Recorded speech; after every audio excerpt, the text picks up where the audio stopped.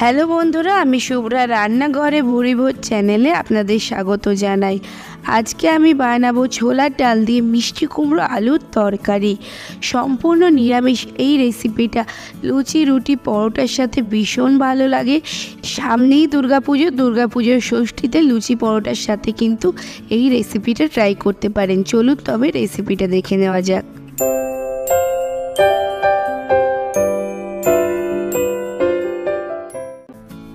মিষ্টি কুমড়ো দিয়ে ছোলার ডালের তরকারি বানানোর জন্য এখানে আমি 1.5 খানা মাঝারি সাইজের আলু এরকম ডুমো করে কেটে নিয়েছি। 400 গ্রাম মতো কুমড়ো এরকম একটু ডুমো ডুমো করে কেটে নিয়েছি।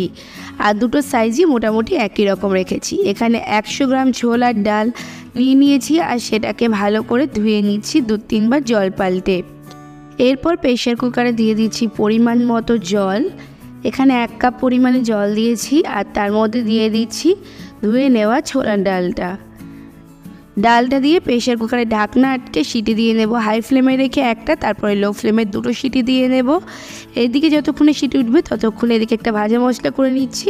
কড়াইতে দিয়ে দিলাম 1 চা চামচ গোটা ধনে আর কিছু গরম মশলা, 2টো এলাচ, 3টে লবঙ্গ আর 1 টুকরো দারচিনি, আর দিয়েছি একটা তেজপাতা, একটা শুকনো লঙ্কা। সমস্ত কিছু একটু খালি খোলায় নেড়ে নিয়ে এর মধ্যে দিয়ে দিচ্ছি 1 চা চামচ পরিমাণে জিরে গুঁড়ো। আমার কাছে গোটা জিরেটা ছিল না, তাই জিরে গুঁড়োটাই এখানে দিয়েছি। আপনাদের কাছে গোটা জিরে থাকলে অবশ্যই ধনের সাথে গোটা জিরেটা দিয়ে নেবেন। সমস্ত কিছু একটু ভেজে নিয়েছি। যখন সুন্দর গন্ধ বেরোবে 1 মিনিট মতো ভেজে নেওয়ার পর ঠান্ডা হয়ে গেলে মিক্সিতে গুঁড়ো করে নেব। এদিকে আমার সিটিটা বসে গেছে, ডালটা সেদ্ধ হয়ে গেছে। আমি দেখিয়ে দিচ্ছি সিটিটা কিন্তু আপনি থেকেই খুলে যাচ্ছে। আর ডালটা কিন্তু এরকম সেদ্ধ হবে, খুব বেশি নরমও হবে না। এরকম হাত দিলে একটু ভেঙে যাবে, আবার একেবারে নরমও হয়ে যাবে না। এরকমই ডালটাকে সেদ্ধ করতে হবে, খুব বেশি সেদ্ধ করলে কিন্তু ভালো লাগবে না। তো ডাল সেদ্ধটা হয়ে গেছে। এরপর আমি গ্যাসে আবারও ওই কড়াইটাই পরিষ্কার করে বসিয়ে দিচ্ছি আর তাতে দিয়ে দিলাম 3 টেবিল চামচ পরিমাণে সর্ষের তেল, আর তার মধ্যে দিয়ে দিচ্ছি 1/2 চা চামচ কালো জিরে ফোড়ন আর একটা লাল লঙ্কা। ফোড়নটা থেকে সুন্দর গন্ধ বেরোলে এর মধ্যে দিয়ে দিচ্ছি ডুমো করে কেটে রাখা আলু, আর আলুগুলোকে দিয়ে নেড়ে চেড়ে একটু লাল লাল করে ভেজে নেব। তো 1 থেকে 1.5 মিনিট সময় ধরে আলুগুলোকে সুন্দর লাল লাল করে ভেজে নিচ্ছি। আর যখন আলুর গায়ে সুন্দর একটা লাল লাল রং ধরবে ঠিক তখনই এর মধ্যে আমি দিয়ে দেব কেটে রাখা মিষ্টি কুমড়োগুলো। তো আলুগুলো ভাজতে যেহেতু একটু বেশি সময় লাগে তাই আলুগুলো আগে ভাজতে দিয়েছি। আলুগুলো একটু ভেজে নিয়ে তারপরে কুমড়োগুলো দিয়েছি। কুমড়ো তাড়াতাড়ি রান্না হয়ে যায় তার জন্য। এরপর আলু আর কুমড়োটাকে আবারও একটু নেড়ে চেড়ে ভেজে নেব আরও 1 থেকে 1.5 মিনিট মতো হাই টু মিডিয়াম ফ্লেমে রেখে। যখন আলু কুমড়োর গায়ে সুন্দর একটা রং ধরবে তখন এর মধ্যে আমি দিয়ে দেব 1 চা চামচ লবণ, 1/2 চা চামচ হলুদ আর 1/2 চা চামচ কাশ্মীরি লঙ্কার গুঁড়ো। এটা রঙের জন্য, এতে কিন্তু ঝাল হয় না। আবারও সমস্ত কিছু দিয়ে একটু নেড়ে চেড়ে ভেজে নেব 1 মিনিট মতো।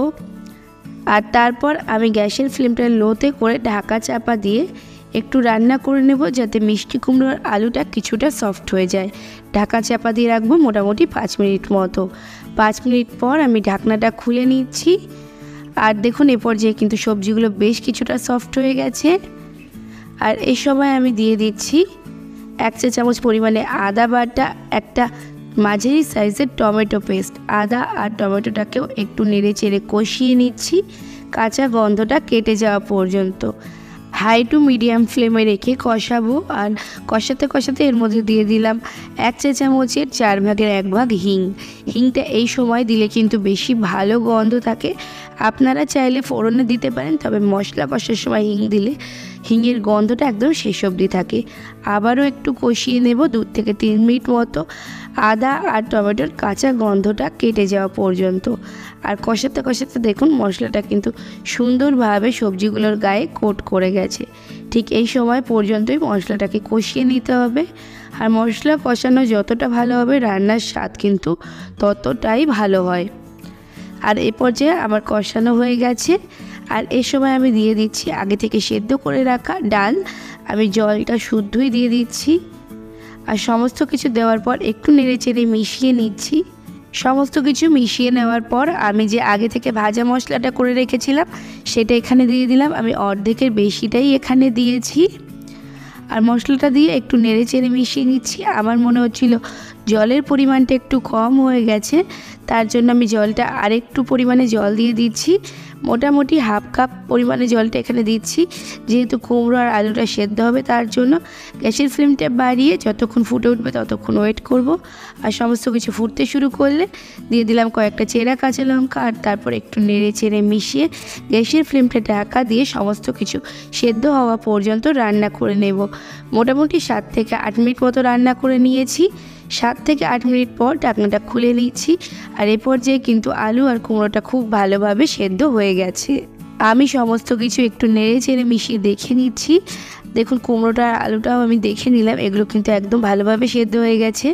খুব ভালোভাবে একটু নেড়ে চেড়ে মিশিয়ে দিয়ে দিলাম 2 চা চামচ পরিমাণে চিনি, যেহেতু মিষ্টি কুমড়ো, আর মিষ্টি কুমড়ো একটু মিষ্টি মিষ্টি ভালো লাগে, তাই চিনির পরিমাণটা কিন্তু একটু বেশি দিতে হবে। আবারও একটু নেড়ে চেড়ে মিশিয়ে যেটুকু ভাজা মশলা বেঁচে ছিল সেটুকুও দিয়ে দিলাম, 1 চা চামচ মতো ছিল।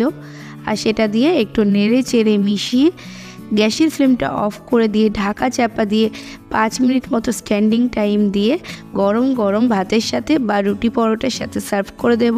এই রেসিপিটা কিন্তু লুচি পরোটার সাথে ভীষণ ভালো লাগে, আপনারা ভাতের সাথেও খেতে পারেন, ভাতের সাথেও বেশ ভালো লাগে। তাহলে বন্ধুরা, আমার আজকের রেসিপিটা কেমন লাগলো অবশ্যই কমেন্টস করে জানাবেন। ভালো লাগলে লাইক এবং শেয়ার করে অন্যদের দেখার সুযোগ করে দেবেন।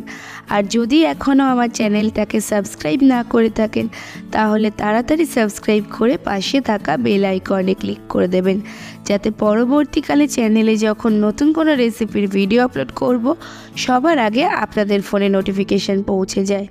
আজকে এই পর্যন্তই, আবার আসবো অন্য কোনো দিন অন্য কোনো রেসিপি নিয়ে। ততক্ষণ ভালো থাকবেন, সুস্থ থাকবেন।